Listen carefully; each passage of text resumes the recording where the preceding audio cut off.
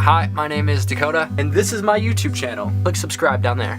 So I was up late last night thinking about existence and thinking about how to cope with being in a universe where the end goal is death, and how to cope with being in a universe where I and everything I love is going to be stripped away from me through the form of death, destruction, and chaos. So to confront these thoughts, I did what any person would do, and I seeked spiritual refuge in the form of Alan Watts videos. He said this really cool thing that I want to share with you that got me thinking about reincarnation. It got me thinking that it's no crazier to be born once than it is to be born twice. Here's the clip of what he said. Try and imagine what it will be like to go to sleep and never wake up. Think about that. Children think about it. It's one of the great wonders of life. What will it be like to go to sleep and never wake up? And if you think long enough about that, something will happen to you. You will find out, among other things, that it'll pose the next question to you. What was it like to wake up after having never gone to sleep? That was when you were born.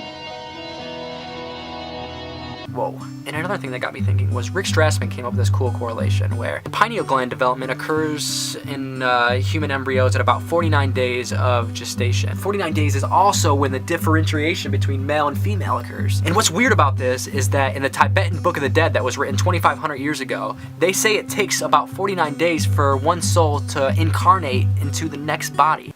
The logical part of me thinks that reincarnation is just a metaphor. And metaphorical in the way that if you trace our evolutionary timeline, you will see that our ancestors have been passing down this genetic code to us.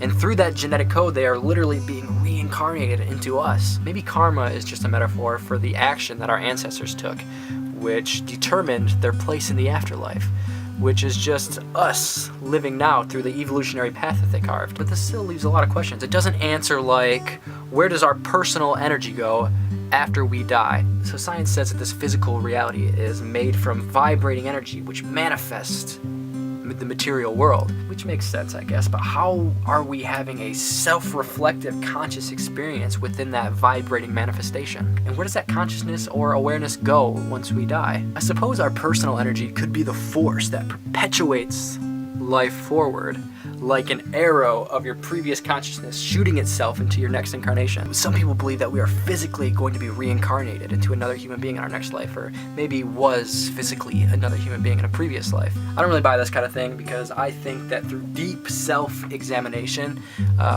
one can come to the conclusion that identity is just a mental and biological construct. There's not actually one individual soul that lives within inside of you. Cue the music. Who you really are is the entire universe, and all the stars that exploded, and all the tiny little details that made it possible for you to have this experience. You are the totality of this whole cosmic machine. But because we are trapped in these bodies, we gotta eat, we gotta sleep, it's hard to identify with anything bigger than ourselves. Because when you understand that you are everything, there leaves no option for death.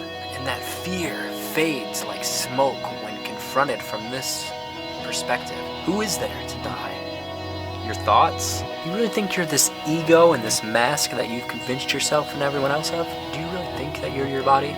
This thing that's grown itself without your consent? I think the real question is not what happens after we die, but the real question is, who is it that we think is dying? We need to trace who we think we are back to the root. Think if you look hard enough, you'll find that there is a part of you that is whole, absolute, and eternal. There's a part of you that can be traced back to the stars, but furthermore, it can be traced back to the point where all things come from. And to truly understand death, we have to explore these invisible connections that trace us back to the mysterious start of everything. The longer that we cling to our individuality and cling to our identity, and the longer that we link our memories and moments up in a chain, not realizing that the only truth there is this moment. And until we realize this, we're going to keep falling into this material realm of suffering, and we're going to keep reincarnating into bodies until we become fully realized. And to experience and to grow, you need to have a body in order to do that. Anyways, does this stuff make any sense? It's real far out. I know it's like super complex, and I'm a bit wordy. But anyways, if you have any questions or topics that you want me to talk about, you can leave them down there in the comment and I'll try to answer as many as I can. Question of the day. What do you think happens after you die? Give me details. I want to know the dirty deets of the darkest corners of your mind when you think about this kind of stuff. So click here to watch my crazy first and only LSD experience I've ever had that helped shape my understanding of how reincarnation may work. You can watch that video here, or is suicide selfish? I don't really know, but I gave my opinion, and I know that's a toughy subject. People can get pretty heated about that. So if you're interested in that, click this video right here, and also give me a follow on all the little social networks. All the links are down here. Hare Krishna, Namaste.